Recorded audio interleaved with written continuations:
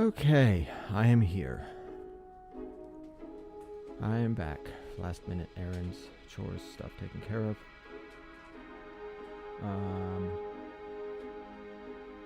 Yes, do I have the other stuff set up?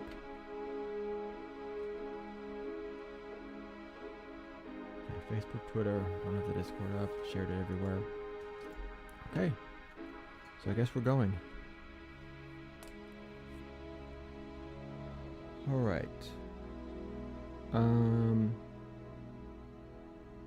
Yeah, I do not know what I'm doing right now, so...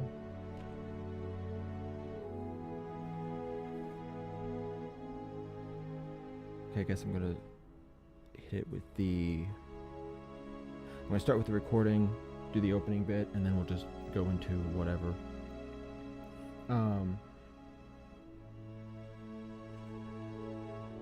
So, again, I don't know if anyone else is going to be in there for the chat. I imagine a few people might drop in, but if you have any questions or thoughts, you can either say them verbally or you can drop them in. Probably would help to drop it in chat, that way I can read it aloud, because it would record better. Your voice doesn't always pick up super well. But that's up to you.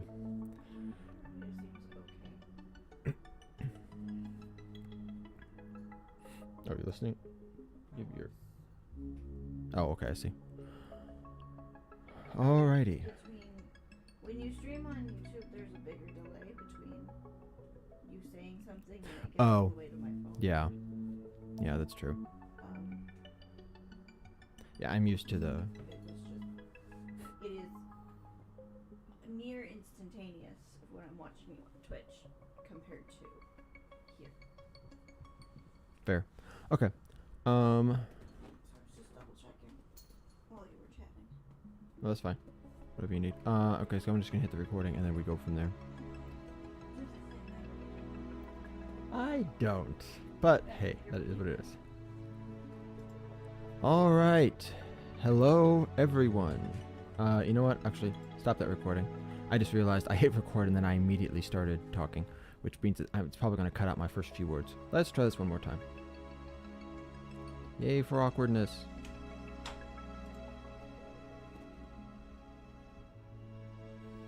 Alright. Hello everyone and welcome to episode 1 of the Narrative Dissonance podcast. This is... What even is this? How do I even explain this? So this podcast is going to be, in general, a series about a whole lot of different things. Broadly speaking, my main areas of interest are going to be narrative, storytelling, talking about stories, characters, settings, themes, all of that stuff. You're talking about specific stories, general principles, kind of talking about just both fandoms in general as well as some of the nuts and bolts of storytelling specifically and kind of how things work. And, you know, people like to talk about, oh, this story was terrible or this one was better and we like this character, didn't like that one. But there's not a lot of people who talk about why certain characters work better than others. Like, you can find a lot of times there's characters that are theoretically identical or stories that are very similar that people look at and say, well, this one was better than that one, but they can't necessarily tell why. And a lot of that is just stuff I want to kind of get into and break down. I love talking about what makes stories work, what makes it not work. Growing up, I wanted to be a author, movie maker, game maker, basically anything involving storytelling. Though, as I've gotten older, I found that I've grown more interested in being more of an editor, I suppose, kind of taking apart stories and studying what makes them work as opposed to all of that. Now, all that to say, that's not the only thing this podcast is going to be about. It's also going to be about real life issues, sometimes random subjects. Oh, perfect awkwardness. Okay, I realize I haven't even introduced myself. I don't even typically give myself an intro. You know what? I'll just go by my online alias for now. I am Ducky. At least that's what people online call me. In case you can't tell by the logos everywhere, the duck plastered all over the place. I am, as I said earlier, I'm a storyteller, I'm a writer, sort of editor. Not professionally yet, although I may be eventually. That is kind of an interest of mine in the last few years, getting more and more focused on that. and obviously streamer and content creator online. And this, one thing I want to say regarding the podcast, for anyone who's wondering, like, what is this going to be? There's basically two kinds of content creators on the internet. There's the people who create content for a specific subject, like somebody says, okay, I stream or I record myself playing this particular game, or I talk about this particular subject, science, politics, recent news, etc. And then there's the second branch, which is basically just people who get online and then just do stuff. And it's more about watching that particular streamer or content creator than about the specific thing they're doing. And generally I find that I have so many interests in so many different categories that my goal is to be more of the latter. I will be talking mostly about storytelling and narrative stuff, but I will also be branching out into other topics. So you may not like all the content I'm going to create, but this is what I'm doing. So free to drop it any time. And if you're not interested in something, you're free to go as well. Anyway, getting back on topic, or back on the topic of what we're talking about. This first episode, ironically, is not going to be about anything story related. It's going to be about a rather touchy real life subject, very politically charged, though I don't really have any interest in getting into the politics of it. I'm more interested in discussing the subject itself. And well, I mean, there's nothing really to say about it except to just go in and talk about the subject. We see where we go from there. So, anyway, let me pull up my notes.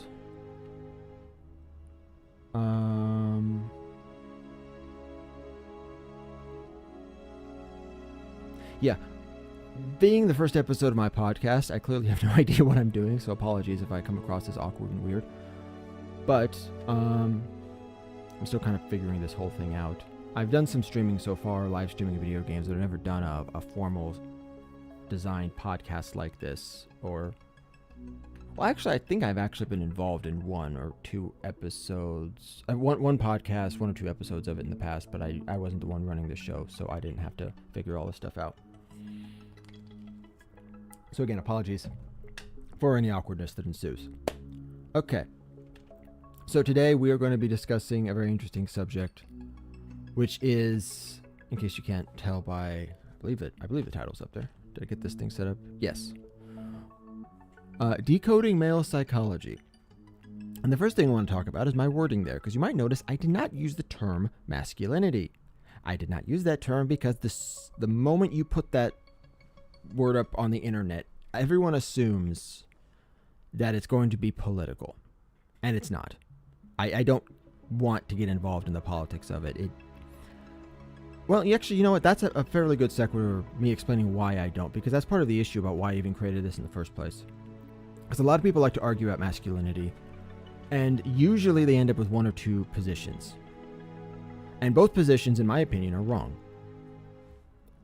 Now, let me transition us over.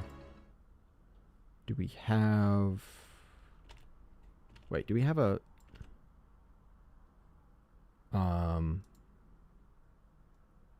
Okay. There we go. Okay.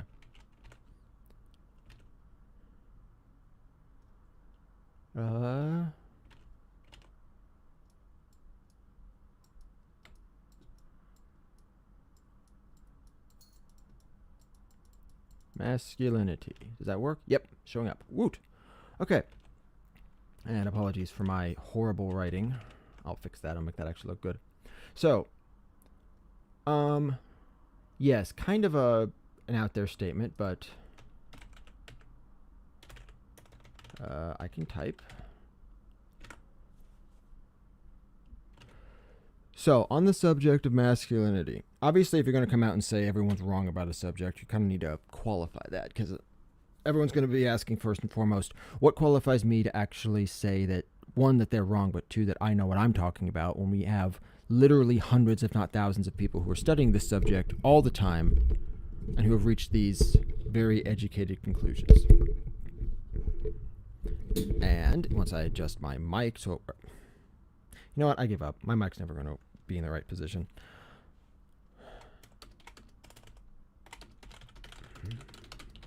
So, there are three main reasons. And I'm doing the visual aid so that people can follow along. Some people do better with stuff with actually seeing visuals on screen, and I kind of picked this up from another streamer I saw, so I'm just kind of imitating what he's doing. I don't know if I'm going to keep it for the long haul, but I like the idea, so I'm doing it for now. Anyway, so there's a few main reasons why people get masculinity wrong, and these are the things we're going to be avoiding going forward. The first one is biases. And the most obvious one is political. And I'm not going to get super deep into this. I want to start talking about the subject as soon as possible, but I do want to address this so that we understand where we're coming from. There's also personal biases. I'll put that in there. So the political biases are fairly obvious. You have two groups of people. One that say masculinity is bad. The other say masculinity is good. And they both have a vested interest in proving their side right. Right? So if you have the feminist who says masculinity is bad, there's a lot of them who've said, all masculinity is toxic. Well, suppose that you present them with evidence that say, actually, that position is not true. Here's reasons why some parts of masculinity are good. They don't want that to be true. They have a vested interest in it being wrong. And the same applies for the opposite side. I don't actually know the term for the opposite. Is it the MRAs or conservatives, right-wingers? Call them, the term doesn't really matter. The pro-masculine people are just the same. If you say, well, there's some issues with masculinity, it's not all good, same thing over there. They don't want to see the bad sides. The people who see only the bad don't want to see the good side. So as long as you have any kind of political biases, you can't really allow yourself to see an accurate picture because you want something to be true or not be true. And I just realized I can't see chat when I'm doing that, so I need to figure out how to view this better. Personal biases are also there. That's something that can't really be avoided, unfortunately. Everyone has their own personal biases, just from life experience in general. The best way to avoid that is to be aware of your biases and to try to remain objective and to just avoid things that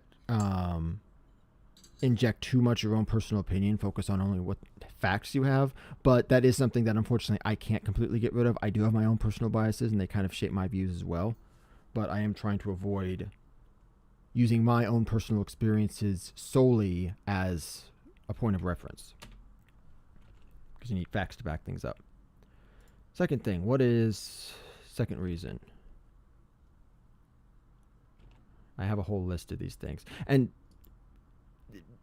again, I apologize. I feel like when I just talk about this with people in general, I can usually pick these things down real quick, but as soon as I start recording things and I'm in front of an audience, my brain just kind of blanks. So still getting used to that. But I will. Okay, yeah. I know what the second one is. I have a list of notes. I didn't script anything specifically, but I had a list of notes to kind of remind me and jog my memory on stuff. So the second one is kind of an interesting thing, because you get a lot of people who talk about female psychology, particularly women online. There's a lot of people on social media, a lot of studies done where they do these dives into female psychology to understand them. And those tend to be more effective than those diving into male psychology. And there's a couple of reasons why. The first one is, women don't really understand men in the same way that men don't understand women. And the main reason is because our brains are just wired differently, right? We can understand each other from an outside observer perspective, but if you want to know how a woman thinks, you got to ask a woman. You want to know how a man thinks, you got to ask a man. Here's the problem. Men don't understand male psychology. And this is due to the way that men's brains are specifically wired. Did you have a thought? Okay. You were giving me a look. No, it's fine. So here's the, I'm going to cut away from this for a second. And how do I want to do this? Yeah, I can do it like this. Okay. So let's talk about the male and the female brains. So I'm actually going to start with the female brain. In the female brain, you have the logic and emotion centers. Women process logic and they process emotion. And in a woman's brain, these are processed in the same area. Logic and emotion are two halves of the same thing. They are literally inseparable. Now, what that means is a woman can also articulate her emotions very, very well because she can logically understand them.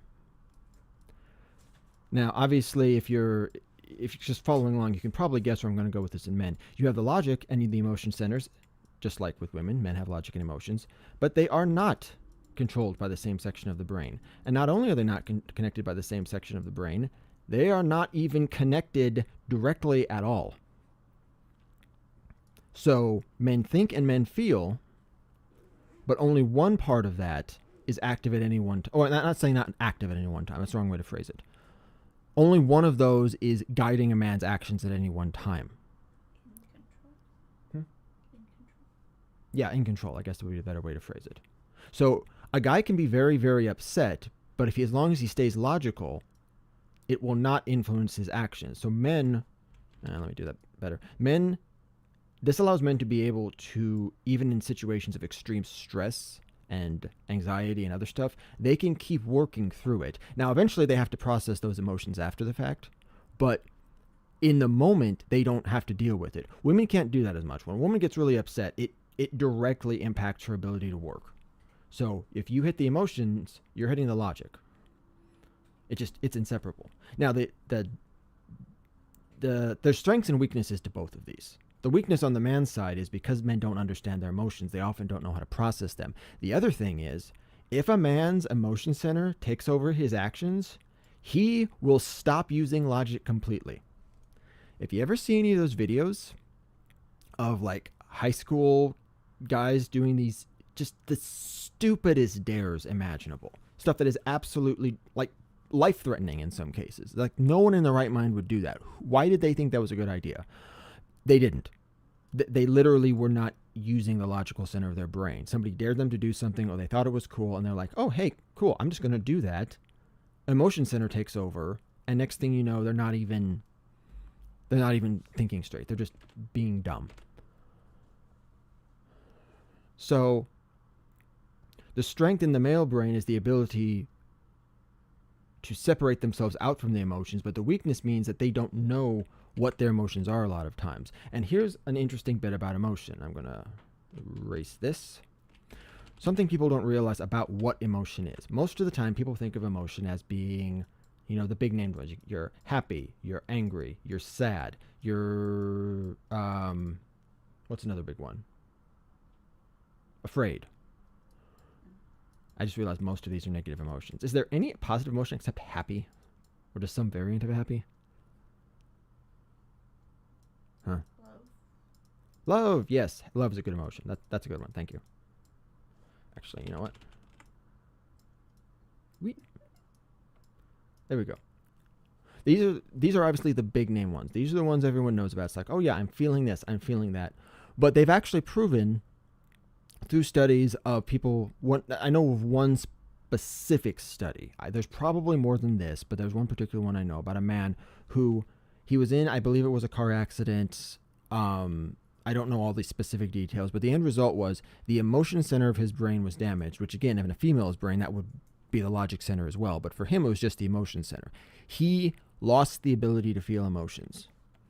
Now, that didn't just affect his ability to feel these big name emotions here. Like it did that as well. But it also affected his ability to make basic decisions. They tested him, and they gave him 2 pens, a red pen and a blue pen. They told him to choose one. He was not able to do so. Like, he literally could not make the choice. He had no idea how to make the choice. So how do you choose between these two? A normal person would just say, okay, you pick your favorite color. Or maybe you don't like either color, or you don't care. So you legal document and you can't use the red pen. Or it's a legal document, you can't use the red pen. Sure. Or maybe you don't care, like, okay, I don't care about the color of the pen, I prefer a different style of pen. Or maybe I prefer I just gonna grab whatever pen's closer to my hand. If I'm right-handed, I grab the pen on the right, left-handed, I grab the pen on the left. All of these things though, and I guess the thing I should actually talk about is, whoa, okay, way too much. emotion, and I'm actually going to have to pull back the text for this because this is a lot. Emotion is not just the ability to feel named emotions. It's also the ability, it's more fundamentally, the emotion center of the brain is, and I'm trying to remember the wording for this because I heard this somewhere. It is the ability to evaluate based on principles, I believe it is. And whatever your driving principles are, that determines how you make decisions. So your principle may be make people happy. What thing can I do that will make the most people happy in this particular instance? You know, I don't want to upset anyone. It could be, I want to do this in the most efficient way possible.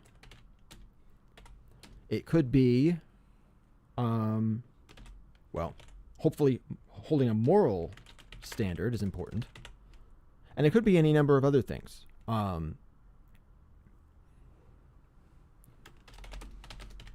Could be just do whatever makes you happy. And every one of these, in theory, has their place in actions. You know, there's times if you're doing something like, hey, you're doing something creative, you should be doing it for yourself, not necessarily make your audience happy. On the other hand, if you are doing something and trying to sell it, you do want to make your audience happy. So understanding and being able to evaluate these principles, that's what the emotion center of your brain does. And when you don't have that ability, you can't make any decisions based on anything. Why do I talk about that? Because that helps us to understand men don't understand why they make decisions. Fundamentally, men don't understand their own decision-making processes because they don't understand their emotions. I cannot continue that. Okay, I have to just type out a new thing. That's fine. So there's one other bit I wanted to talk about. Did I already cover it? I feel like I might have already covered it. Oh, right.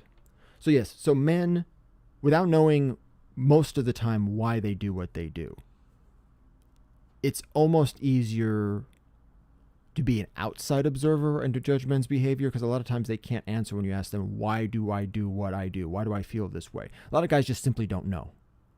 Now for me, I've learned how to do it because of my interest in narrative storytelling. I've had to study and analyze the psychology of characters that I write. You know, get inside the mind of a character.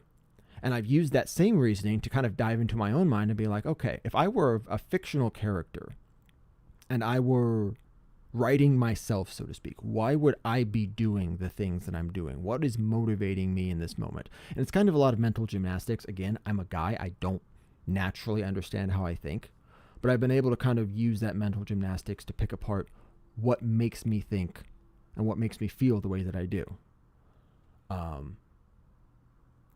So that's that. Now, the third thing, which I just remembered, is something I've heard a few people talk about, but I haven't heard a lot of people talk about regarding just the general analysis of why people get masculinity wrong. And that is, well, okay, so I'll say it this way first. Masculinity cannot exist in a vacuum. A lot of people want to study masculinity in the sense of just like, in the way that the scientific method does it, they separate it out from other subjects and they just analyze it by itself. You know, isolate just these sets of behaviors and try to take them apart. Well, obviously that doesn't work in a social setting because in a social setting, you need all those factors and all those different stimuli, I guess, to see genuine human behavior. The moment you isolate and make everything artificial, it doesn't work. But that's not the real problem. The problem is, the core problem, is that masculinity is actually only one half of the coin. Did I feminine it? Yeah, okay.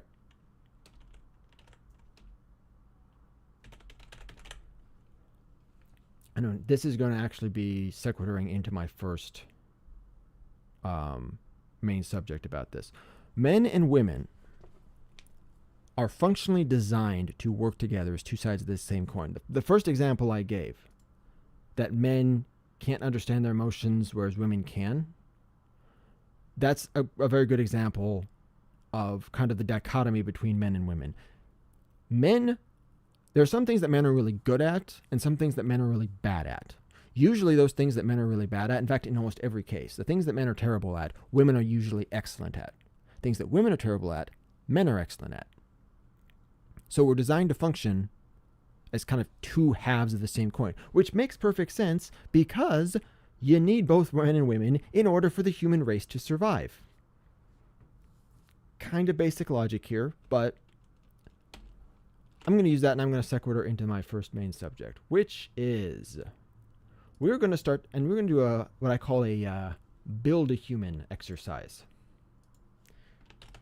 If you, that's way too far over the side. If you had to design a person psychologically from the ground up and say, okay, how am I going to create a human that's going to survive? What am I going to wire into this person psychologically? How would you do it?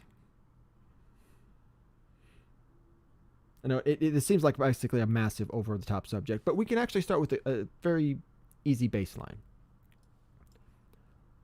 So, in order for a species to survive, they have to have kids. Now I'll say children.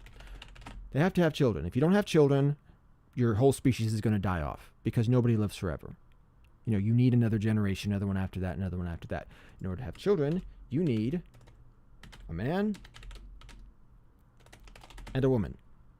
At least one. Now, I understand most people tend to live in group cultures. People don't just live alone, isolated from everything. However, there are a lot of cases where people have lived by themselves, just a man and a woman and their kids, and they've been able to survive. So I'm starting with this as the baseline because this is the bare necessity that's necessary for survival. And culture and society is built up around the individuals and their interactions. The individuals aren't built up around the society. So we need to start from the baseline and work our way up to the more complex stuff. So if you have one man, one woman, they have to be built to be able to handle stuff. Well, here's the thing about women. Women get pregnant. And when women get pregnant, they often cannot do as much work. Typically, I believe, and I think you know about this as well, so you can correct me if I get anything wrong. First trimester tends to be a big hit because of hormonal changes. Levels out in the second trimester, then in the third trimester, due to just the size of how big the child is getting, it starts to take more of a physical toll. Women get more winded, they're okay.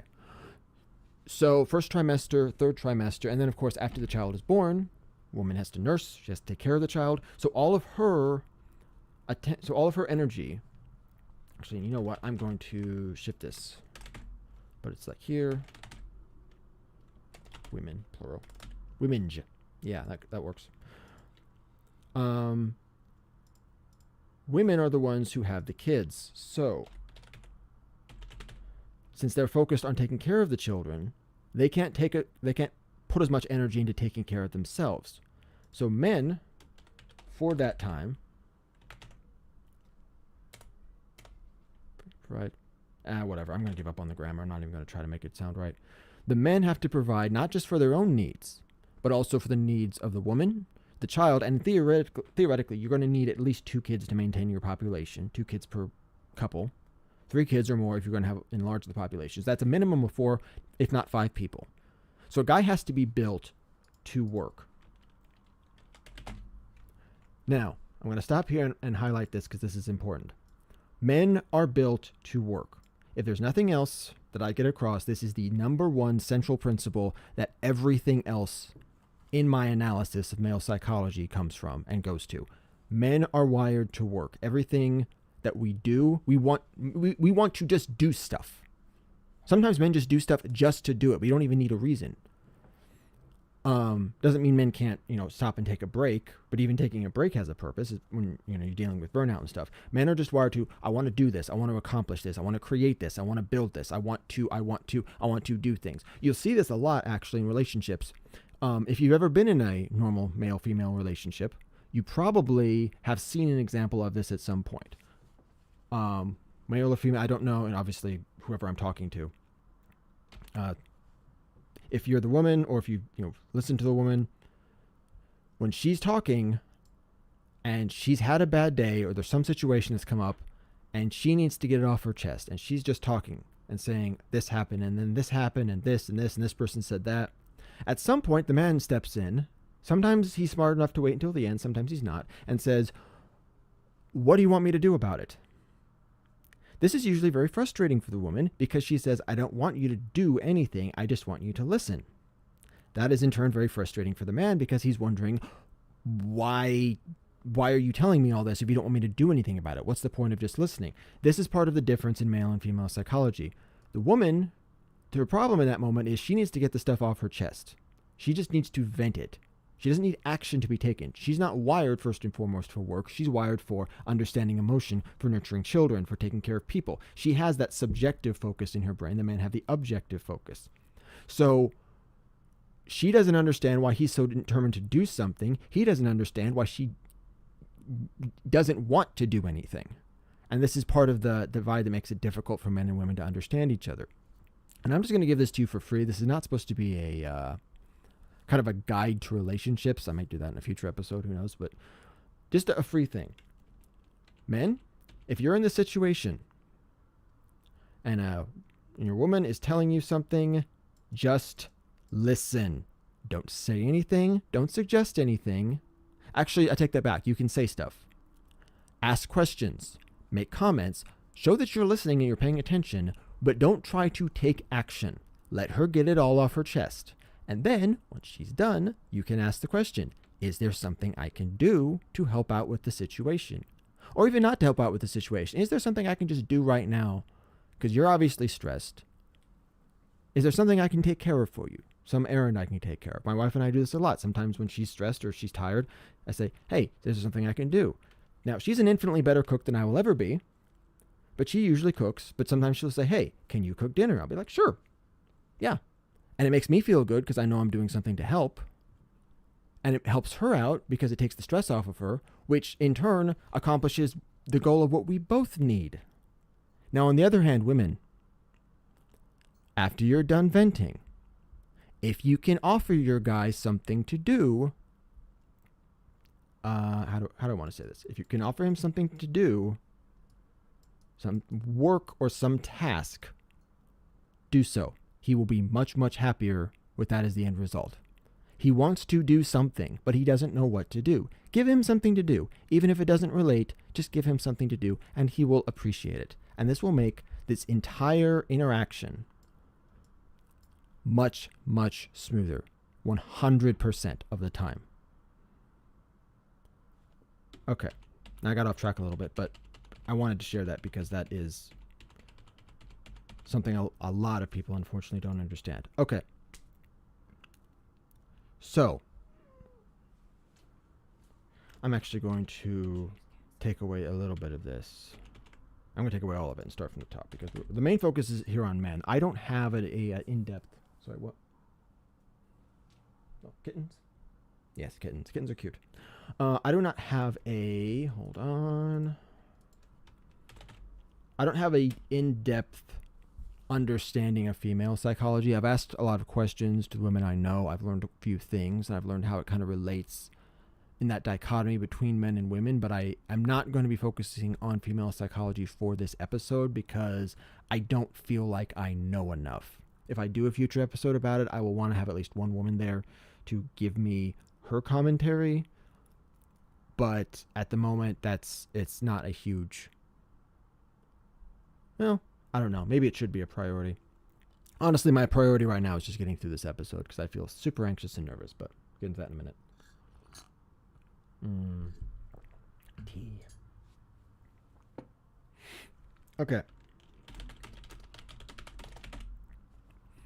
Men are wired to work first and foremost. And it's important to actually address a few things about this because this comes in multiple angles. Obviously, people have pointed out, there's been a lot of people lately talking about, and I'm going to touch on the subject. I'm not going to get into it in depth. People have talked about men and women in sports and how men are physically stronger. The men being physically stronger, that is a scientifically provable fact. That's all I'm going to say about that in relation to politics. I'm going to get back on this subject. But men are physically built to be stronger than women, but it's not a matter of men being better as a result. Men are built for strength because they're built to work. The strength is given to them for a reason. They're supposed to use that strength as providers. I'm going to get into the part about providers in just a minute, but it's important to understand it's not just okay, here we go. It's not just physically, it's also mentally. Men are driven to want to work, and they're driven also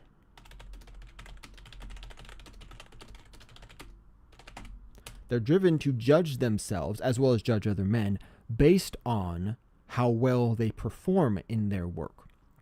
Because if their job is to work, then that work is the base metric for everything they're doing. Right? If they have a task, how well they accomplish that task, it really defines it. It defines their quality in some ways. And I know some people would say that might not be a healthy way to think, but it's just a natural wired instinct that men have.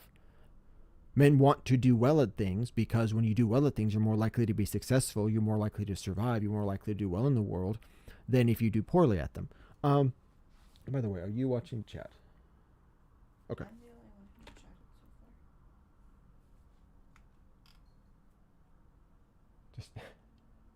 so far.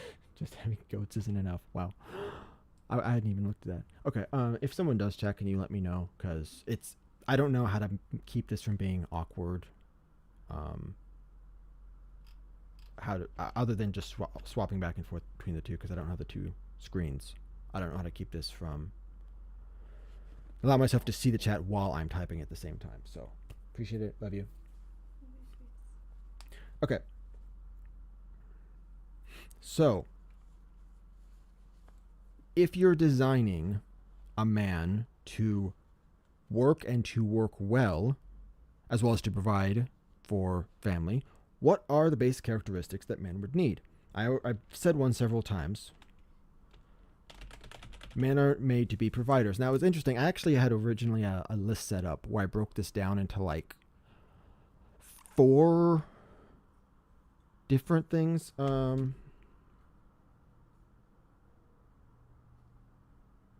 Yeah, I had 4. Yes.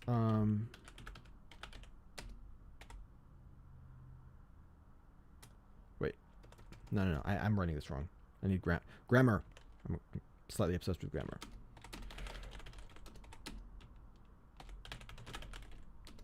So initially I had a list of the 4 things that all men need in order to be satisfied with their work. Provision, they need to be providing for their own needs and the needs of their families. Or if they don't have a family, needs of anyone that they're taking care of. Might be parent, might be a friend, whatever they're involved in. Maybe they don't have anyone who's depending on them. In that case, it's providing for the needs of their job, of their workplace, or whatever it is. Whatever their main focus of attention is, they need to focus and take care of and provide for that person or group. Protection, second one, also fairly obvious. Now, I actually have more recently not broken down, but actually consolidated these into 2 rather than 4, because I realized provision and protection are 2 halves of the same thing. Because if you're providing for your family's needs, protection is one of those needs, right? So you can actually take this one off the list, but I wanted to highlight it separately because a lot of people talk about how men are naturally tough and aggressive. I don't necessarily agree with that from an outside perspective, but from a not outside, but from a purely objective perspective. I don't think that's a technically accurate term, but I wanted to highlight it because people do bring it up. Men are naturally protectors. They want to protect their wives, their kids, their friends, their family. And I'm going to go into how that functions psychologically in a later section, but I wanted to highlight it here. But protection does fall under provision. It's what you need to survive. Now, perfection, I only named it that because I was being alliterative, starting every letter with a P. A better way to describe that would be excellence or quality, because, like I was saying, men judge themselves based on the quality of their work. Say we go back to Stone Age era, and men are hunting for food to provide for their wife, children, etc. If you are a good hunter, you're going to bring back a lot of food. If you're a bad hunter, you're only going to bring back a little bit of food. The better you do at your job, at that task, whatever it is, the more likely you are to do well and survive in the long term. Your work directly affects your quality of life. We don't see that as much anymore. Again, side subject, but this is kind of the base instinctual psychology. Men want to do well because the better they do, the more likely they are to succeed. I mean, even in the business world nowadays, where you don't see that as much, where you have hard workers and lazy workers being paid the same amount, the likelihood that a hard worker will get a job and keep a job, that he won't be laid off when other people are being laid off, is based on the quality of his work. So that still applies. And honestly, I think that's just a fundamental characteristic of life in general. The better you do at something, the more likely you are to be successful. And men know that instinctively, and they want to do well at things. That can cause some problems, unfortunately, but that usually comes when men want to excel at something and they're not. But more on that in a moment. But that still falls under... Actually, no, that I would say that is separate from blanketed provision. The last one is purpose. Now, this is an interesting one, because purpose can include provision, or it might not. And the reason for that is, back in ye old days, like I was saying, back in the Stone Age era, purpose often was just survival. Right? People didn't have the luxury of doing, having all these random hobbies and arts and crafts. You were surviving or struggling to survive just in your basic day-to-day. So provision, protection fell under purpose. It was all part of the same thing. Nowadays, we don't see that as much because you don't need to go out and hunt a deer in order to feed your family. You just go to the supermarket. Right? You don't need to be working a job that it's your dream job. It's the career you always wanted to be in. You can just work any job to make a few dollars and pay your bills. You need more than a few dollars to pay bills nowadays, but that's a socio-political topic. Point is, purpose isn't necessarily connected to provision anymore, but naturally it is. So personally, I actually combine these two together and just break this whole thing down into purpose and perfection, or purpose and quality of work. But for the sake of the discussion, I think it's important to point out that they can be two parts of the same, or they can be separated, rather. They're not necessarily two parts of the same coin in the modern day and age. But going forward, I do want to just separate it. I feel super awkward because I keep phrasing things weirdly or keep saying things the wrong way. Ugh. I know, it's my first episode. Just okay. Sorry. I'm gonna take a brief moment and just talk about this for you, because I don't know if anyone else is even watching. One of the things about this being the first episode, I have this way of talking where I eventually get into a groove and I just, go and go and go. And I'm trying to get into that groove here and it's not working. So I feel like I always have to fill the air with something and then I stumble over my words. So apologies for that. I might get to the point where I hit that groove, or I might not. It might just be awkward the whole episode. But hopefully what I'm saying is valuable to people regardless of how awkward it sounds. And that's all I can really say about that.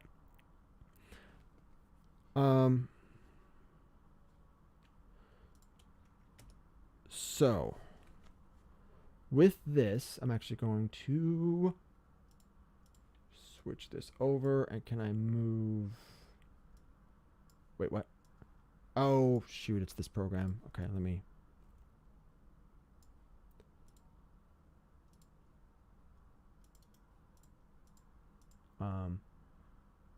I don't know what... I don't know what's going on right now. Can I... Thank you. Okay. Awkward. So... Here's where we get to the interesting point, and I don't know how to say this in a way that doesn't make men sound like sociopaths. But based on what I've said so far, we can draw another conclusion about men that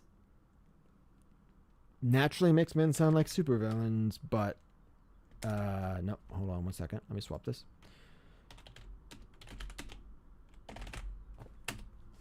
There it is. Men want power.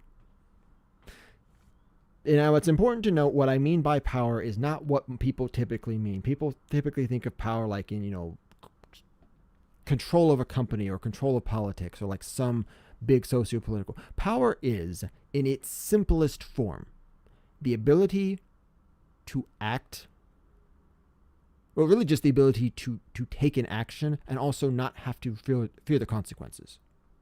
So obviously somebody with money has the ability to do things that people who are poor can't. Not all of these things are legal, but they can do them because they now have the power. They have the ability to influence people with that money. But power comes in a lot of different forms. And the best way I've thought to describe this is with something that my grandfather actually did. My grandfather built his own house. Pretty much from the ground up. I think he had some help like laying the foundation and stuff, but most of the work he did himself. What do you need to do something like that? Let's just go through a list of things. First, you need to know what you're doing. Knowledge is power. People have said that for at least decades, possibly centuries. I don't actually know that quote first originated. But knowing how to do something makes you more likely to succeed at whatever it is you're doing. That gives you power to act. That knowledge is power. Another thing you need to be able to actually do the physical tasks themselves of putting up the boards, hammering the nails, carrying the shingles up onto the roof. I've actually had to help with that, reshingling a roof on a number of occasions back when I was young and I was very scrawny. It was not a fun experience. Those things are insanely heavy, especially when you have a whole pack of them. You also need to be able to get the materials for that. Now, I know my grandfather, he actually used some recycled lumber, but I know a lot of the stuff nails and screws and wires and pipes, you still have to buy stuff. That usually in the modern day and age comes in the form of money. You need to have the money to pay for the supplies you need to do the work. Money, I've already talked about this, money is power. We all know how money is power. I don't even have to explain that one.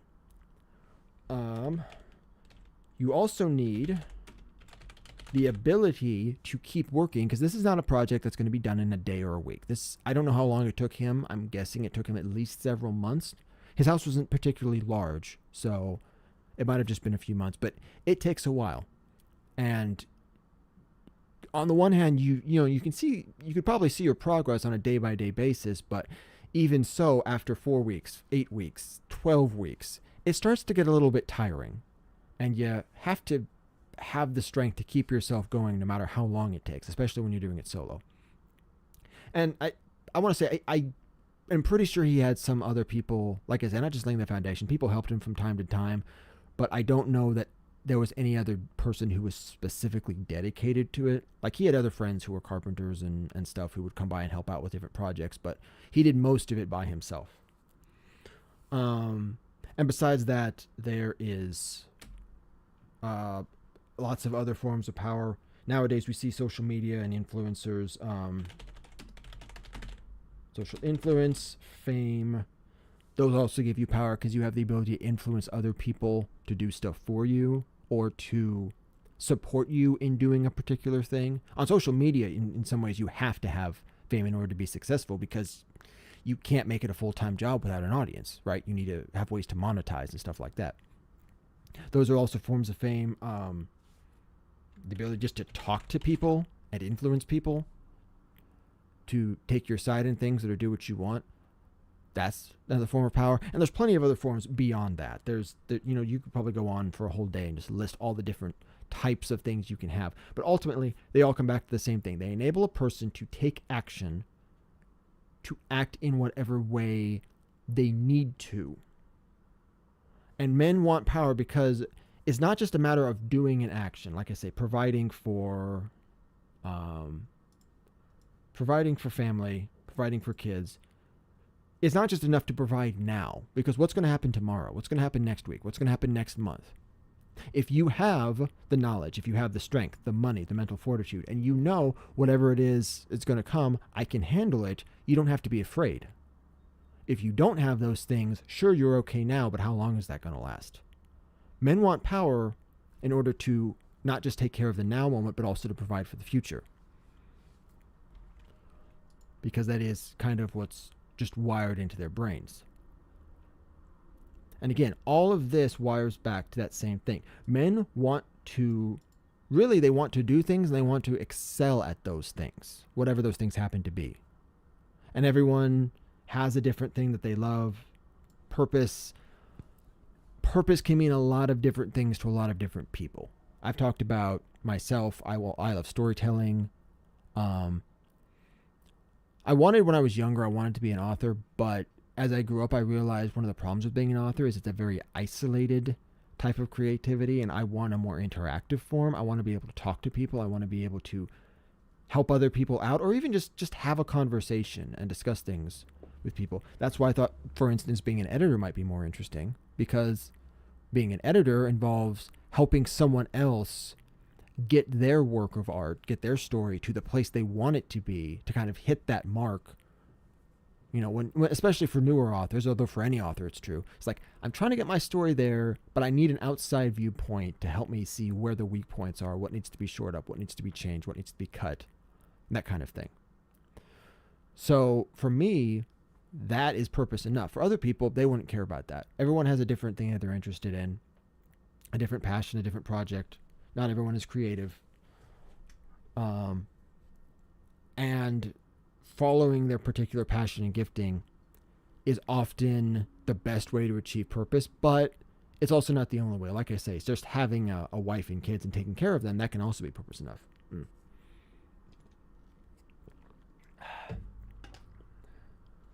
An hour in, my voice is starting to give out. Yeah, okay, this is about what I was expecting. Okay. That right there essentially forms the core of what I feel defines masculinity and male behavior, male psychology. But that's not the end of the story, because we still have a few other things to talk about. I'm going to just cut and fill. Because now, of course, we get into the subject of culture, and we get into the subject of some of the problems that we encounter with masculinity. Actually, you know what? Let me pull this back up super quick. Yeah. What's up? I was just saying, if you created a black shape, it would save you a step. Black shit. What? How do I do that? Make a box tool. This?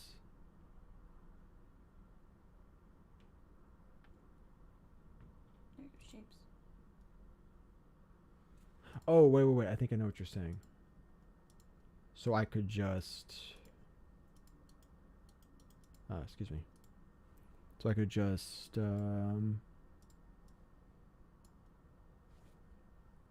Why is that not working? Oh, never mind. Sorry.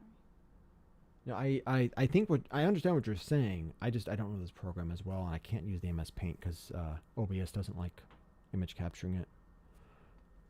Whatever, it's fine. I'll figure that out for a future stream, and I'll be able to streamline that. Sorry. You're fine. I'm still figuring this all out, and that one actually, it is a smarter idea than what I've been doing. I just don't know how to do it properly. That's good. Okay.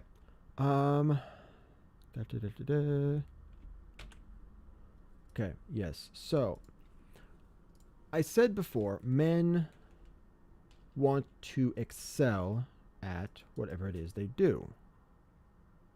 Here is the problem. What happens when men aren't able to excel at what they do?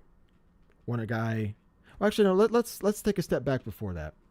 Let's talk about a little more about the social interaction, because I think I'll need to lay this as a baseline for everything to make perfect sense. There's a big thing people talk about, which is male confidence. Men need to be strong and confident. Well, where does confidence come from? Confidence comes from... Did I spell that right? Yes. Confidence comes from competence. Naturally speaking, you will be more confident in your ability when you know you are competent at a particular thing. This is just basic logic. When you're good at something, you're going to be more confident in that particular thing. Men, because men naturally want power, men want to be confident. The problem is, what happens when they are not competent enough? What happens when they are trying to be confident without having the justification for that confidence, or when they have unearned confidence? That is where you get arrogance. Women trying to act confident, but they are actually not. A lot of people think that arrogance is being overconfident. Arrogance, I do not believe personally that arrogance is overconfidence, specifically. It is in a way because, again, it's unearned confidence. But arrogance, in many cases, is actually due to... How best to phrase this?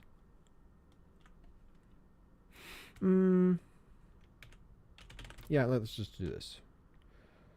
When a man lacks confidence, it makes him insecure. When a man is insecure... Actually, let me phrase it this way instead. Most men tend to hide their insecurities. They don't want people to know they're insecure. They don't want people to know they lack confidence. They don't want people to know that they have a weakness. When they do that, they tend to overcompensate. And I understand that that has an implication on the internet. That's not what I mean. I'm talking about attitude and just general personality. Arrogance is essentially guys, 99% of the time, arrogance is guys who lack confidence, overcompensating and trying to hide their insecurity by acting overconfident and arrogant, when in reality, most of the time, a lot of people can see through it when you act like that. Like, oh, this person is acting overly confident and arrogant. They probably have no idea what they're talking about, but they're trying to pretend that they do.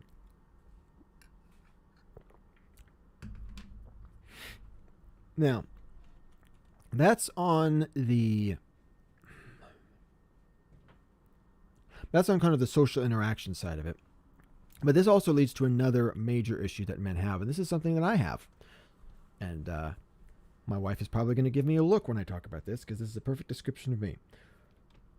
When a man lacks competence,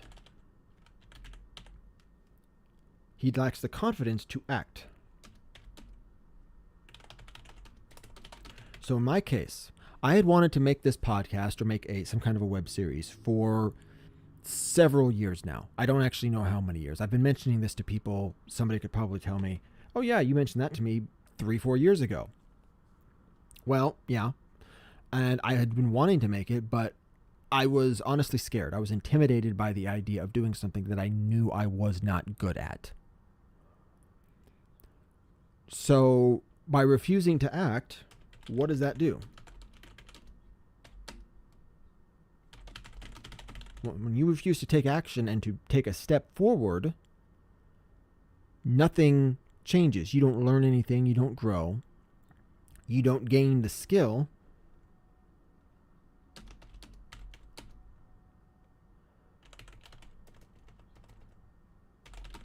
How best to phrase this?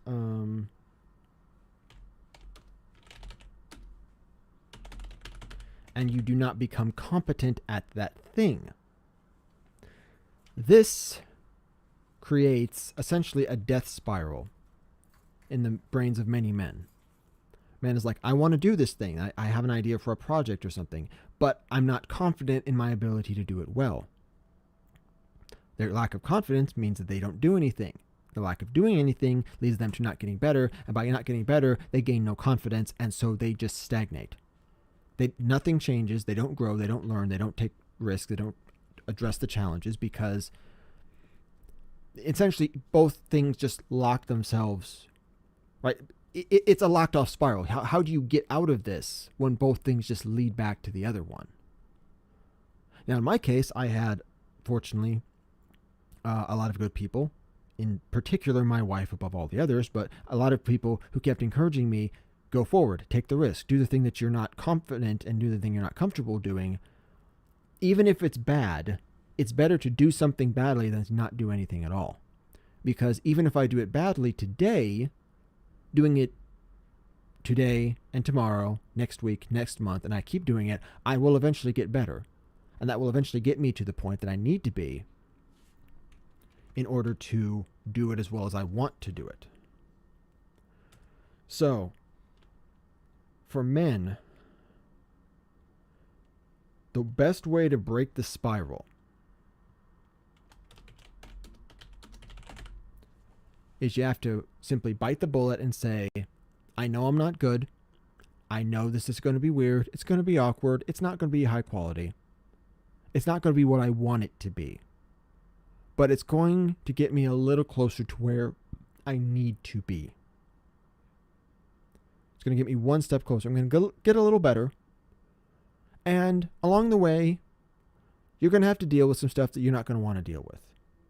I was mostly scared that people were going to laugh at me. They probably will, honestly. It is probably going to happen. People are going to mock me and say, wow, this guy is just totally an awkward, just like he can't even hold a sentence together in a coherent fashion. How would he expect to actually be a successful podcaster? People are probably going to say that. Or more likely, they're not actually even going to look at this podcast at all. Which is, I mean, whatever happens, happens. We'll see how it goes. And that's fine. Honestly. People laugh at me. It's fine. Because I am awkward.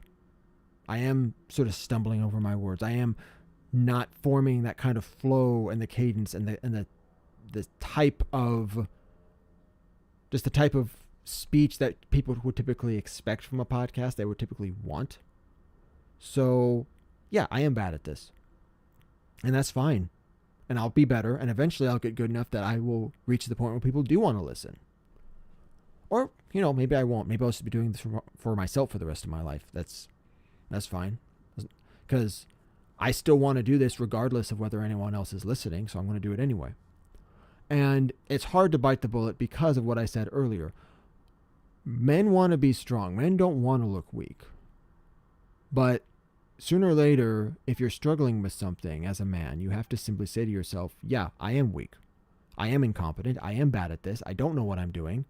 It's going to be awkward. It's going to be weird. And I'm going to look dumb. But if it's important enough, then you also have to say, I'm going to do it anyway.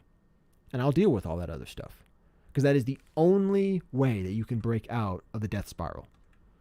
Because you can't gain competence without acting. So you have to take action without competence. You just have to do it at some point. So do it badly. Do it frequently to get lots of practice. And also, it's said, and I think it's true, that you learn more from failures than from successes. You learn more from doing something badly than from doing it well.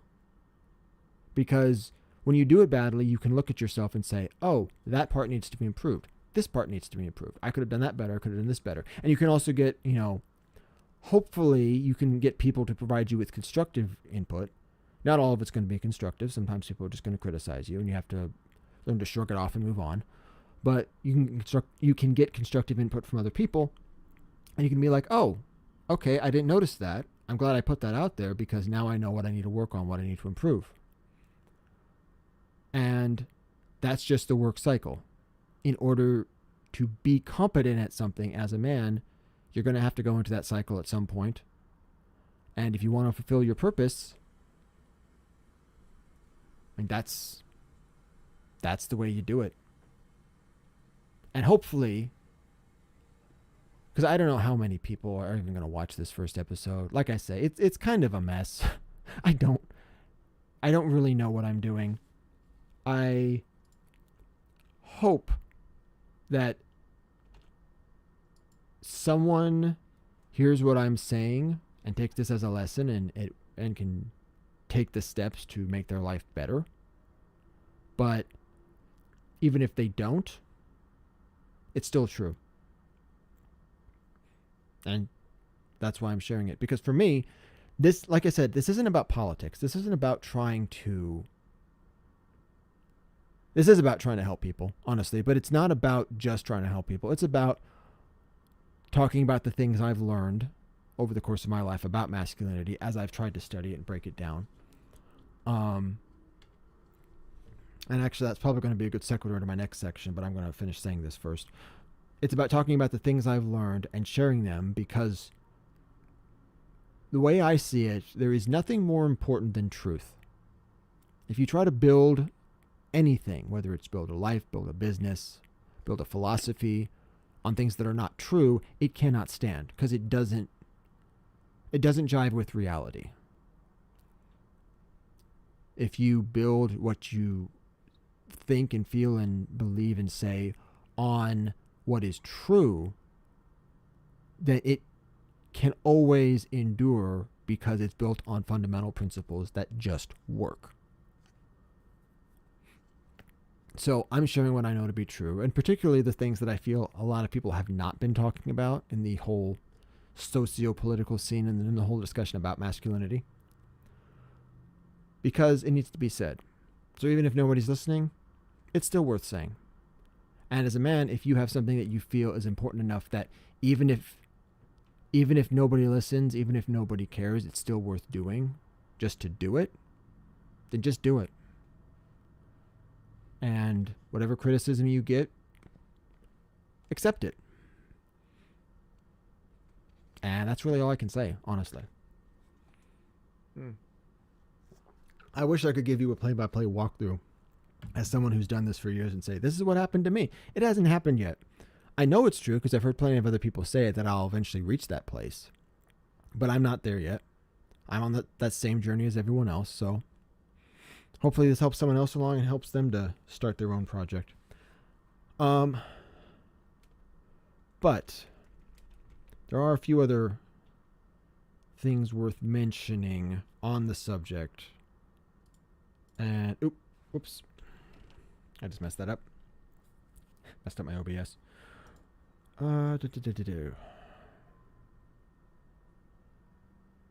Okay, I already talked about that. Sorry, I'm checking my notes real quick.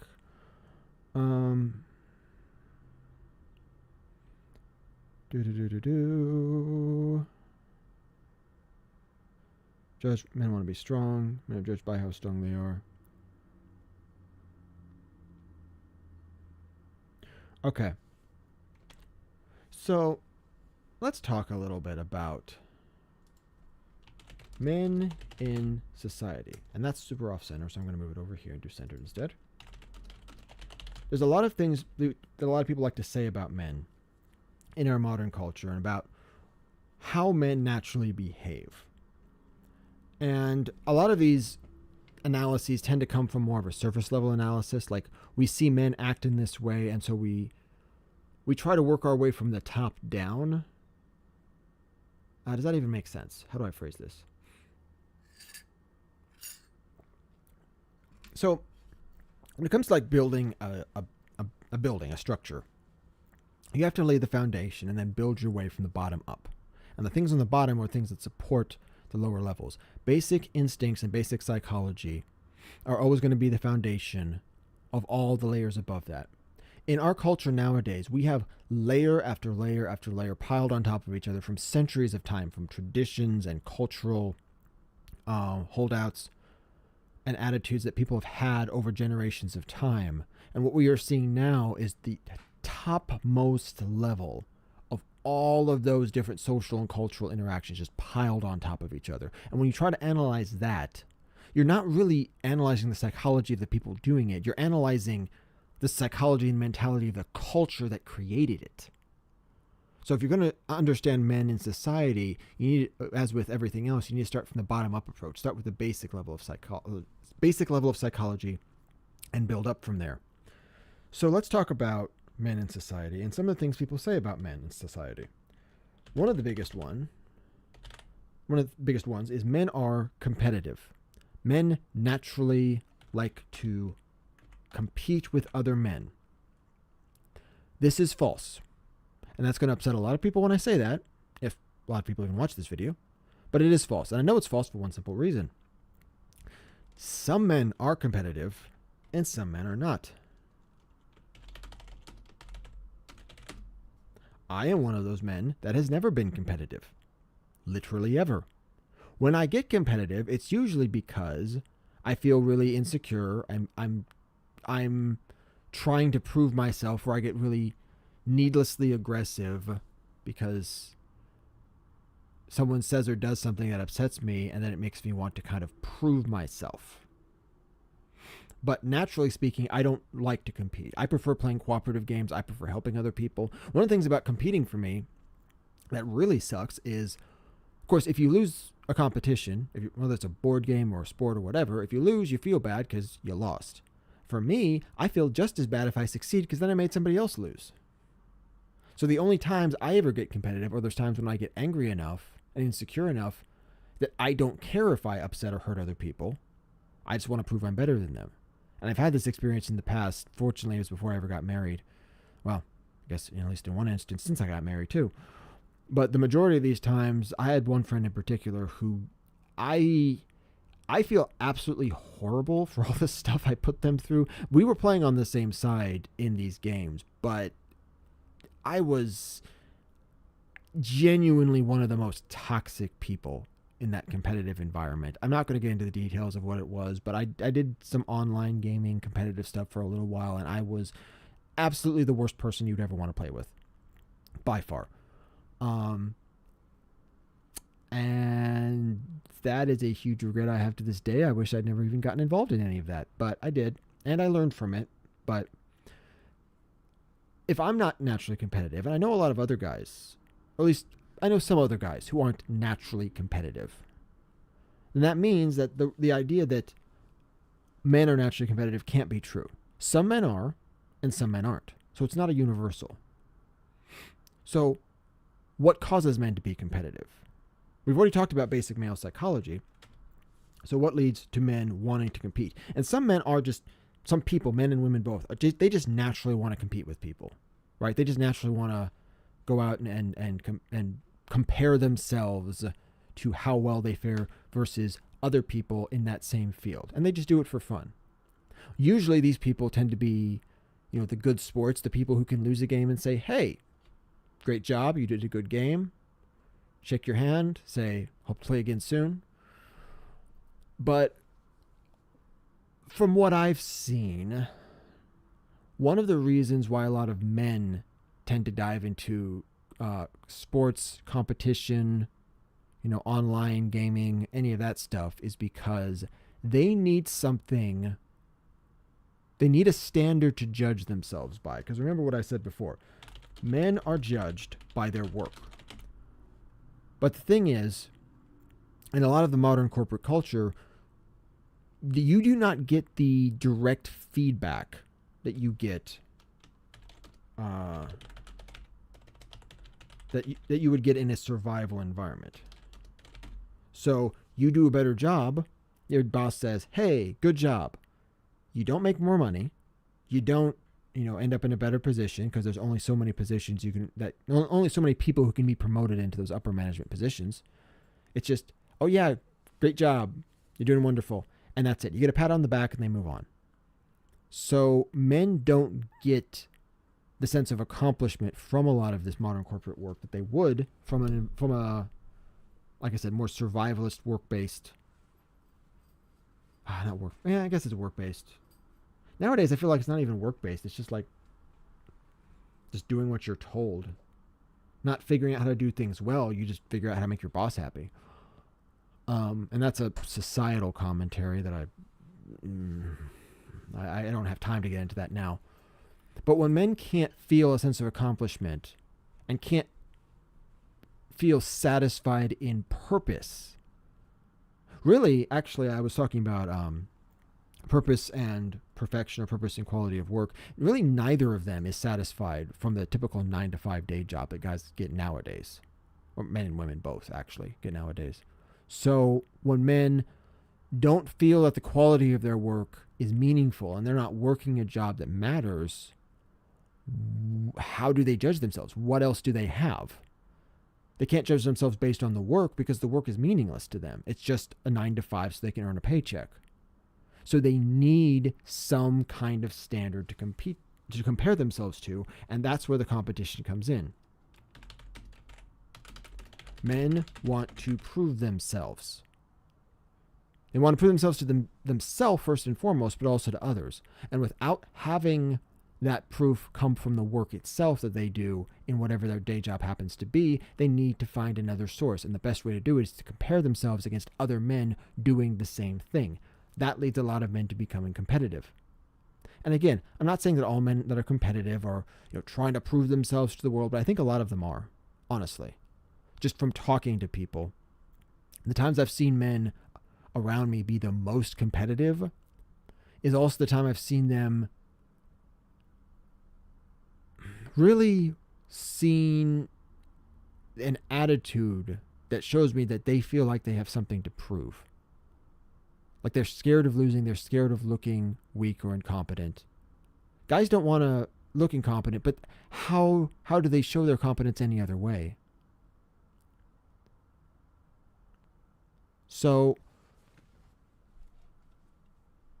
when you do have a guy who is confident, you'll usually find that they can, they can take the loss much more calmly because it's just a game. It doesn't mean much because they know they could lose this game, and the best way to do it. Guys who have nothing to prove don't try to prove themselves. Let me move this off.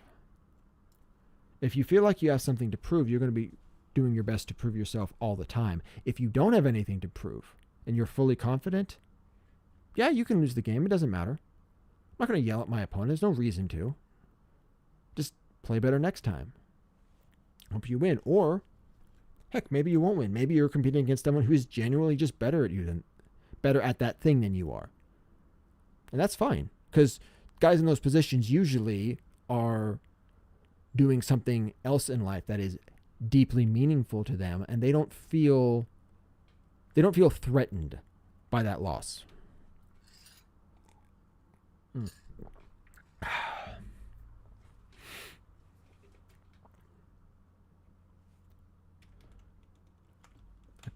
I don't think that comma should actually be there, but I'm going to leave it because it helps kind of separate the sentence. Anyway, so the myth that all men are naturally competitive, I don't feel holds water. I think that the natural competitive nature comes from a society that we live in, wherein men are not allowed, or not allowed, not able most of the time, or at least they don't feel able to do the things that are truly meaningful to them. So they have to find something to fill in that space. And that also connects to one other thing, which is male aggression. And this one particularly bugs me. I see a lot of people, and this is, interestingly, people on both the left and the right politically say that men are naturally aggressive. One side says it's good. What's up? Keep going. Got about half a mug left. Thank you.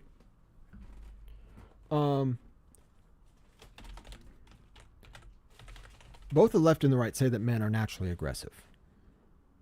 And one side says that it's good and it's necessary and it's, it's helpful for society that men have this natural aggression to take and to apply to their work and to do well. And the other side says that it's toxic and it's evil and it's horrible. But the thing is, I don't think either one is actually true. I don't think aggression is a natural part of male psychology at all.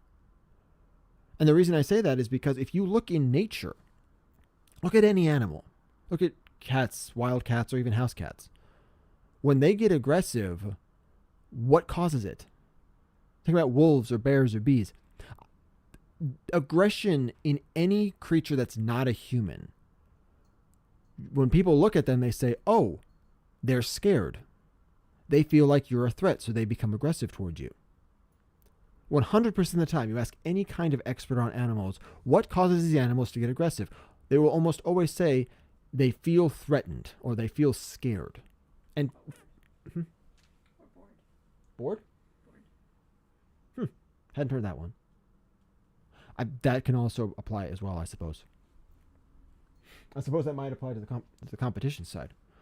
Creatures, when they are naturally, when creatures in nature, in their natural environment, will get aggressive when they're either, as I was saying, either are scared, or as my wife just pointed out, apparently bored as well.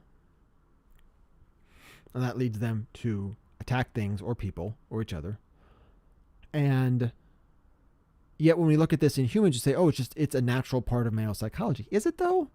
Because I've already talked about how men can feel insecure. And when you're insecure and you feel that your ego and your social standing is being threatened by a loss, you become more aggressive. Is that really a different thing? And the idea that male aggression is what fuels men to want to take action and to succeed, if we're looking at it from the perspective that men are just naturally wired to act and to want to work, you don't need the aggression. Really, the aggression is just there to kick in when you're in a situation where your actions are, where your actions aren't going to be successful, where you feel your family's provision or safety is being threatened, when you feel your position in society is being threatened, when you feel your ego is being threatened. All of these are the moments when people become aggressive. When someone is confident, if someone comes under attack in our society, and we see this again, social media, just look on social media, when someone comes under attack, but they are confident that the attacks are groundless, they're not going to get up in arms. They're not going to get aggressive and loud and yell and scream.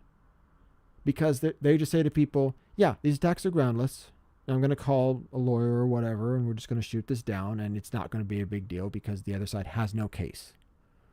They're very calm. They're very in control. When people become aggressive, it's usually when something that they value comes under attack.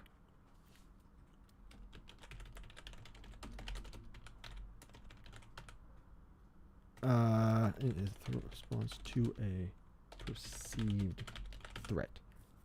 Aggression is a response to a perceived threat. Now, fear, as I was talking about earlier, that's one of the triggers for aggression. Fear is a threat response most of the time. A perceived threat response, whether or not the thing that they are afraid of is actually something that they should be afraid of or not, that's a whole different conversation. But naturally speaking, it is a response to something that is believed to be dangerous. Again, dangerous to ego, dangerous to personal provision, dangerous to whatever. Fear is a threat response, and aggression is often a response to fear or boredom. And we see a lot of the aggression in the competition, which the boredom part, which I hadn't thought about before or really didn't know about before, actually adds a new angle to the competition side, because a lot of times in competition, you'll see a lot of these men be very, very aggressive. But if men don't feel like they're doing anything meaningful and they get bored, not just in a moment, but in life in general, it's like, I need to take out this boredom and this pent up energy somewhere. So they go get competitive. That could be another angle that they take. And again, if you're someone who is naturally competitive, you just like to compete, that's fine. This isn't meant to be an attack on people who are competitive or attack on people whose personalities are naturally a little more aggressive, as long as that aggression is being aimed in the correct direction. This is simply to say, I don't believe that aggression and competitiveness are natural, fundamental, and inherent qualities in male psychology. When you look at all the pieces, when you kind of build the puzzle of male psychology from the ground up, it doesn't fit. And all of this really harkens back to the first thing I was saying about biases. When you look at people saying that they want to frame masculinity as either a positive or a negative, they kind of ignore these contradictions, really. They look at them and they say, well, yeah, I know this doesn't really apply to all men, but it applies to most men. So our theory is still true. No, if it applies to most men, you're at best partially true, but you're clearly missing part of the picture. The other side, same thing. Both sides are missing part of the picture. And really my thought going into all of this was, how do I formulate? Because when I started making this episode, I had this idea like, oh yeah, I know about masculinity. I'm just gonna talk about it. And I should really at some point get into why I made this episode, but maybe save that for another day. When I got into this, the thought was, okay, I know about masculinity. I've heard plenty of people talk about it. And I started putting together my outline.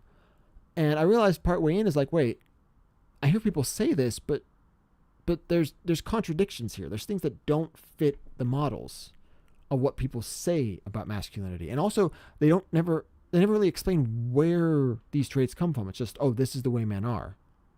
And then, you do the little Mindy or the Socrates response of asking, why?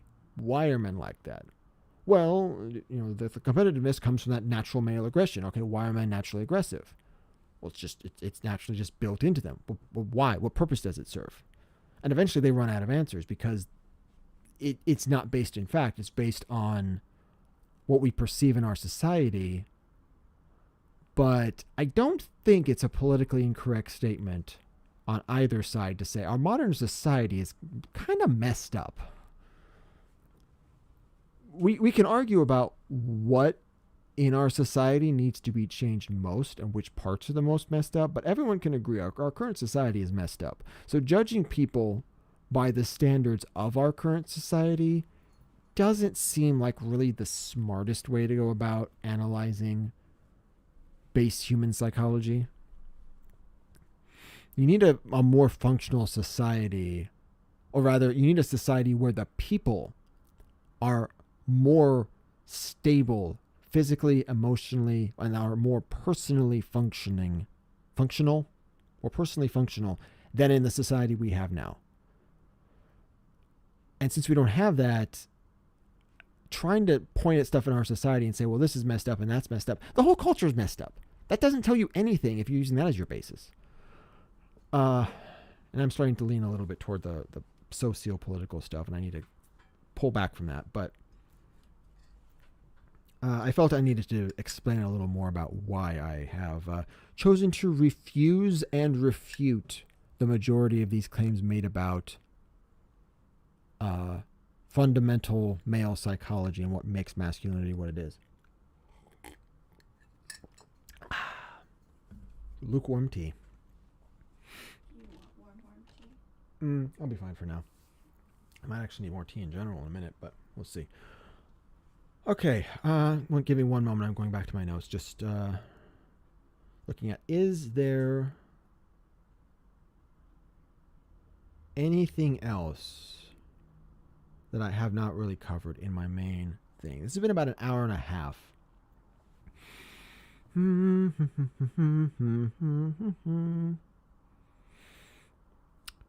who lack self-esteem seek the esteem of others. Yeah, I've kind of covered that already in the competition side. It's just really another way of describing the same phenomenon. Oh,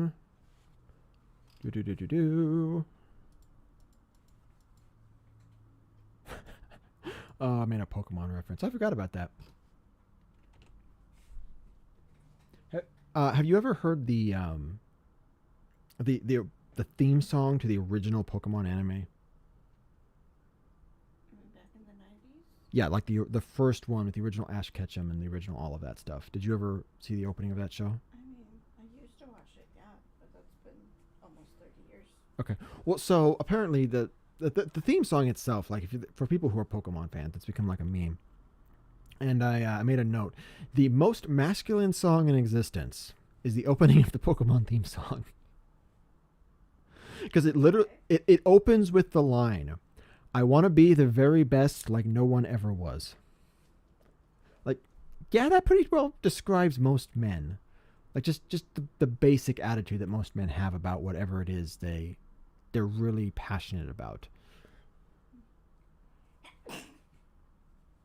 Which is funny to think, because typically when you guys are like, oh, a masculine anime, you think of these like shonen fighting animes like Naruto or whatever. No, I think the original Pokemon is probably the most masculine show, and the most masculine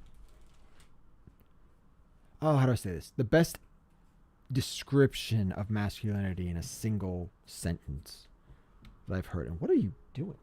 Murdering a pillow. I'd say rip pillow, but I think you're going to cut instead. Rest in peace. Rest in peace, pillow. Okay. So now for the $1 million question. I've only got one viewer at the moment, so I have to decide this with just you and me.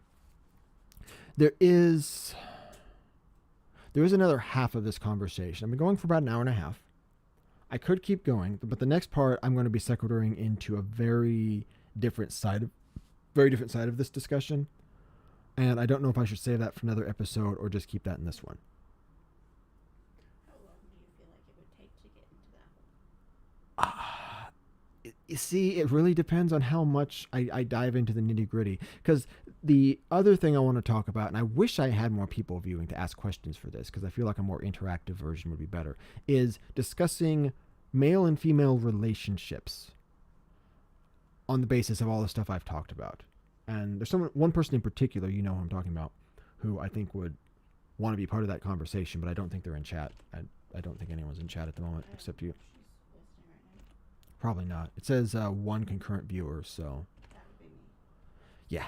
So I feel like I should wait on this and wait until make it a future episode and specifically reach out and make sure that, you know, the person who wanted the most to talk about that and to get information about that whole discussion could be here. I don't want to name names just because, you know, it's the internet and this is going to be public. But Yeah, don't dox my friends. yeah, no, I'm my friends too. Thank you. But no, so I could include so my options are basically I could either dive into it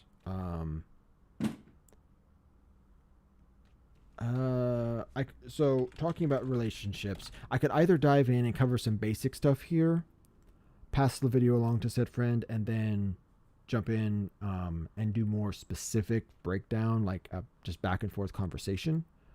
Or I could just save all of that and just start out and, you know, just come out of the gate talking about stuff next time. And it'll probably be next time. I don't think I'm planning to do a podcast episode about a game that I'm playing, kind of a story narrative breakdown, but I don't know if I'm going to be done with my playthrough of that before the next episode of the podcast comes up. So it would probably be the next one would be talking about part 2 of Decoding Male Psychology, specifically male and female relationships, because there are a lot of people. I don't know if you've seen this, and you probably have at least to some degree. There's a lot of people online talking about just relationships and just having trouble finding a basic relationship, having it, maintaining it, just like. Might as well do that as a second episode. Yeah, that was my thought. I just feel like, I don't know. I feel to a certain degree like maybe it's the fact that I don't have much in terms of interaction, people, you know, to bounce ideas off of, but I just feel like I've said a lot of words, but I feel like I'm missing some content. Because broadly speaking, this has been more of a, it's not abstract, but this has been more of a broad general analysis of male psychology, not necessarily anything that's specifically applicable. Now, the one part where I was talking about how to break out of that, the death spiral, the mental death spiral that a lot of men get into, where they don't want to do stuff because of the lack of confidence, that is the thing I really would like to dive into in future episodes. Like, how do you take this knowledge and apply it? I don't feel like I've done that much so far. Do you think it would help to dive into relationships for this one, or just wait until the next one and save it and do it all at once? I mean, you can do a highlight reel now, but I would say do a deep dive episode later. Okay. What do I have in my highlight reel? Ba-da-da-da-da-do-do.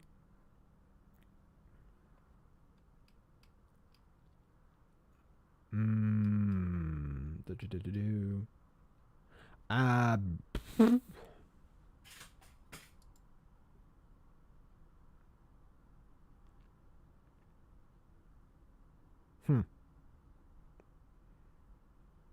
I don't know if I can do a a general covering, because looking at this, I feel like I could talk about this, but a lot of this stuff isn't going to mean a lot without me going in and providing context and doing more of a deep dive. Because There's your answer then, huh? yeah, okay. So that being said, I am recording this. I'm going to cut out part of this section. Now, yeah, let's do a cover up so they don't actually notice. Okay, you know what? I'm going to go back over. I'm going to do one last bit, and this is mostly for the video. I'm going to cut out the section while I was just being awkward and trying to figure out if I should continue. And I'm just going to start with this. So is that middle? Yeah. Okay, middle. Whoop. So, in summary. Oh, let me swap this over. Men are wired to work. Men need purpose. Men need to excel.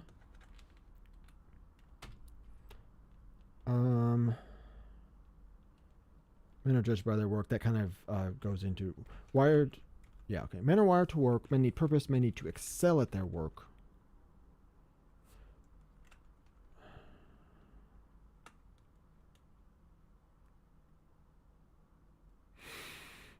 And I suppose, you know what? I will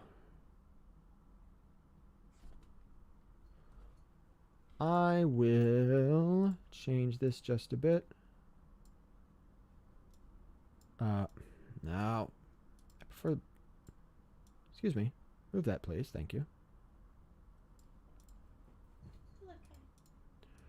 I am going to just include this. And bada boom.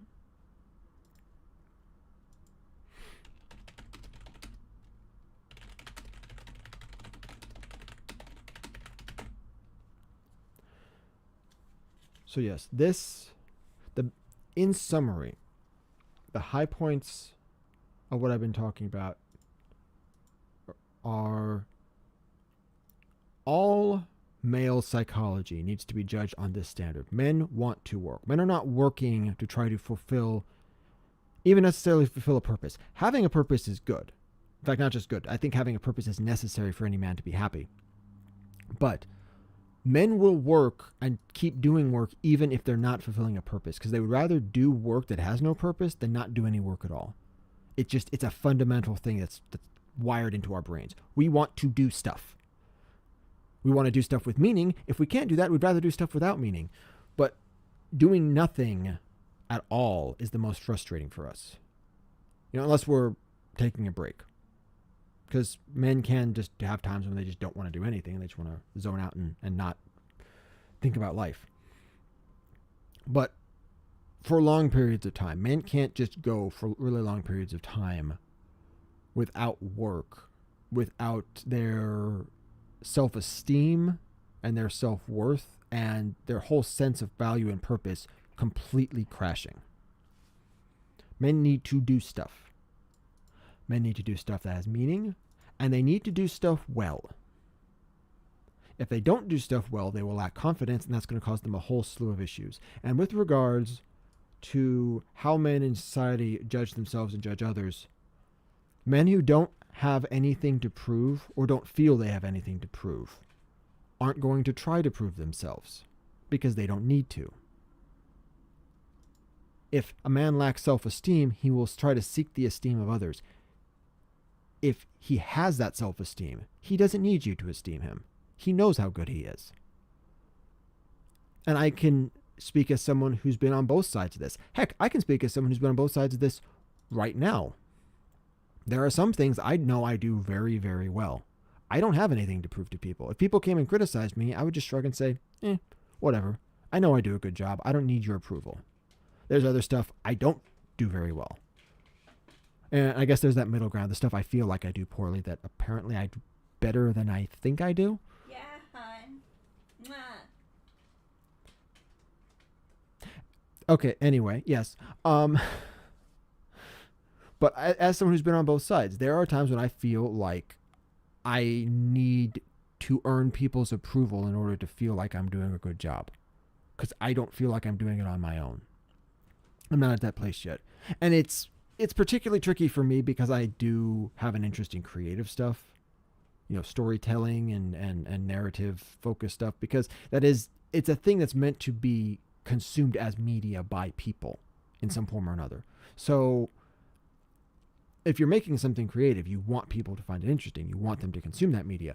So you kind of need people's approval to a certain degree, but yeah, that's not really within the scope of this this podcast episode. So probably I'll save that for another time, but it does make it tricky for me. But I can say with confidence that there are those times I still struggle and think I need people to tell me if I'm doing a good job. Whereas other times I just say, I know I'm doing a good job. I don't need your approval.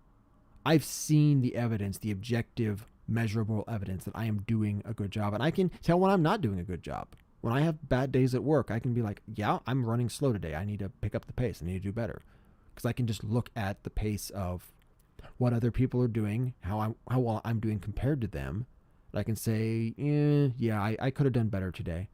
I didn't do badly. I sometimes I genuinely do badly, because I get to bed too late and don't get enough sleep. That's on me. But what am I talking about? I'm talking about men trying to prove themselves. This is a thing that all men deal with, unfortunately, in our society. Even the men who don't want to try to prove themselves will often feel that there's pressure from around them because they feel like they're being judged by others. And to a certain degree they are. I mean, a lot of times men don't just judge themselves on the quality of their work, they judge other men.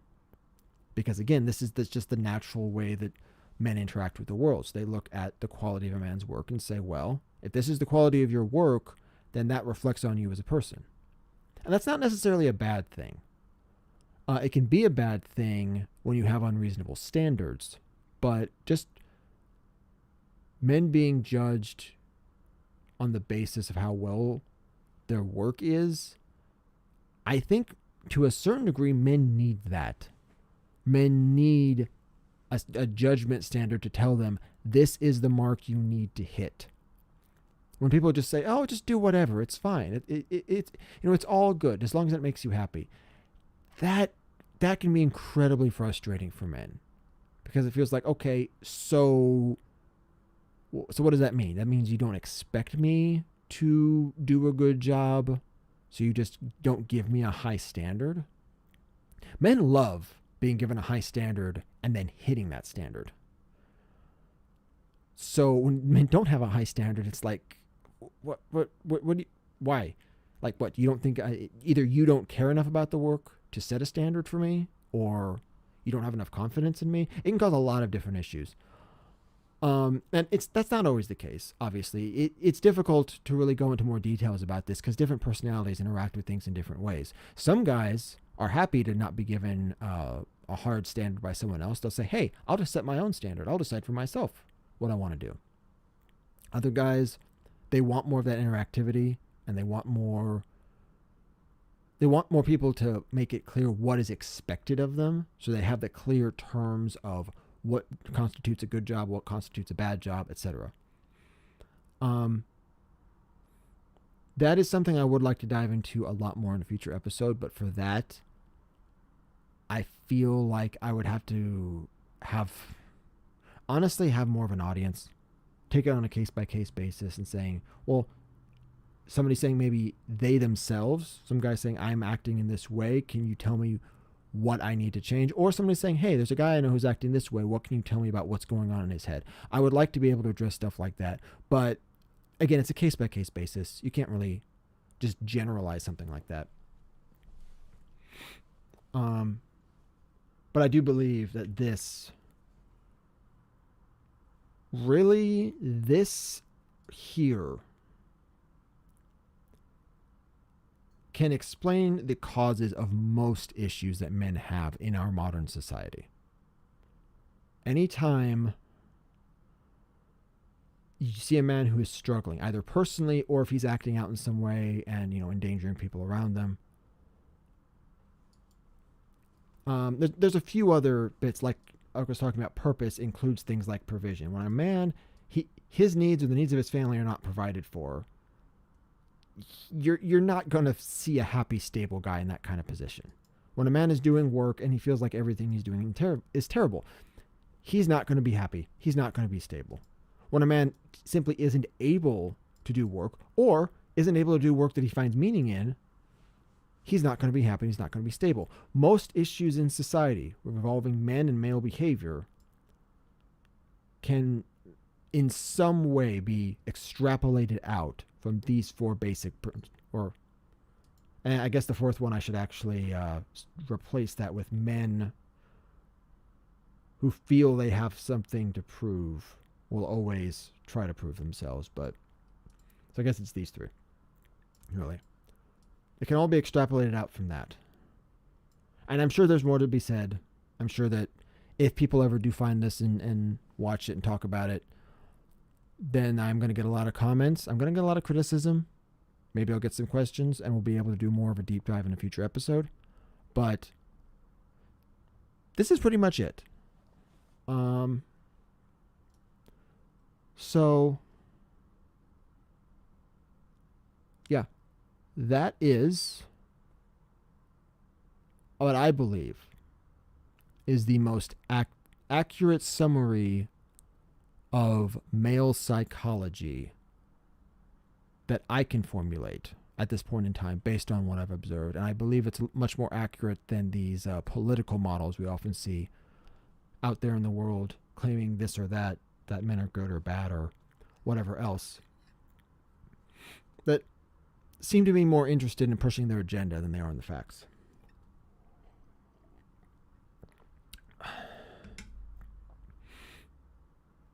And I think that's it for me, actually. If you watched all the way through the entire video, I don't think there is... Nope. Still one concurrent viewer. So nobody really dropped in for the live stream, but that's fine. If you decide to watch this later and you actually watched all the way to the end, I'm impressed. That being said, I also appreciate it deeply. And if you liked it, please share it. I intend to... I'm going to see if I can break this down into a few shorts and drop those on YouTube as well to kind of summarize a few of the central, the core premises of this video. But for the time being, I'm just going to take the recorded version, post it up soon. Once I get that version up, I'm going to take down the live stream one that's more cluttered. But yes, if you watched to the end, you like this, please like this video. Please like. What's that quote? Like and subscribe. Follow me on Twitter, Twitch. I do regular updates on the Twitter feed when I'm ever doing podcasts or streams. I currently stream twice a week on Twitch. It is not podcasting related content. It's gaming content. Currently streaming, as of this video, I'm currently streaming Final Fantasy VIII. I will be doing a story breakdown, deep dive of Final Fantasy VIII once I finish with my playthrough. And that's probably going to be my first podcast, my first planned episode for the podcast that will be narrative related. I may do another episode before then. If I do another podcast episode that's around masculinity or some other serious real world topic, it will be put on Twitter.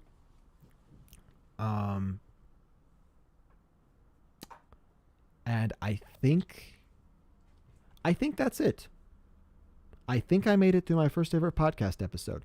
Super awkward, super just stumbling through my words half the time, but I made it.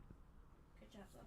So hey, if you're a guy who's watching this or listening to this, oh yeah, speaking of listening to this, at some point I do plan to put audio versions of my podcast episodes onto places like YouTube Podcasts, Spotify. Okay, YouTube just recently changed that. What is that? YouTube Music Yeah, has YouTube a pod. Music is now the only Google audio only source.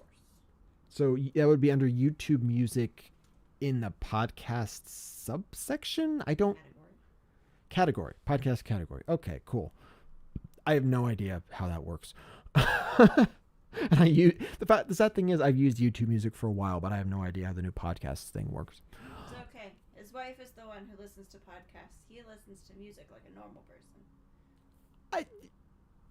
Listening to podcasts is normal too. I don't know. Like, they just recently combined the two, and I don't know how they fit together. It's stupid, and I'm still mad about it. That's fair. But yes, I am eventually going to post audio versions of this onto the various podcast channels. It's not up yet. That is going to be a priority going forward, though. I was going to post videos of my live streams on Twitch. That didn't work out because my audio quality and video quality had some issues. I'm eventually going to get there as well, but my main focus is going to be getting the podcast off the ground. So if you like watching those, if you like watching the audio only, you can see my face right now. If you like listening to podcasts, this is eventually going to become available on the various podcast websites. I will let you know when that happens. I will be posting it on Twitter, and I'll probably be mentioning it in future podcast videos. So you will be able to hop on there and just listen, and you don't have to pull up main YouTube app for that. At any rate, that's it for me. So thank you for any likes, for subscriptions, for comments, questions, criticisms. Feel free to criticize me. I'll take your hate if it builds engagement. And for anyone who really liked this, especially consider sharing this on social media, because at the moment I don't really have an audience to speak of. And while the algorithm might push me if I get enough people viewing this, I find it likely much more reliable to actually spread by word of mouth, especially for small podcasts like myself. So if you like this, please share it. Even if you don't like, subscribe, or comment, that will probably help me more than anything else. So please, if you like this, what I'm doing, and you want me to make more stuff, and you want me to eventually be able to do this as a full-time thing, which is my hope going forward, please share. Please. But that's it for me. And hey, first podcast done. Woohoo! We won. Good job, lover. All right. Thank you all, and I will see you next time. Bye.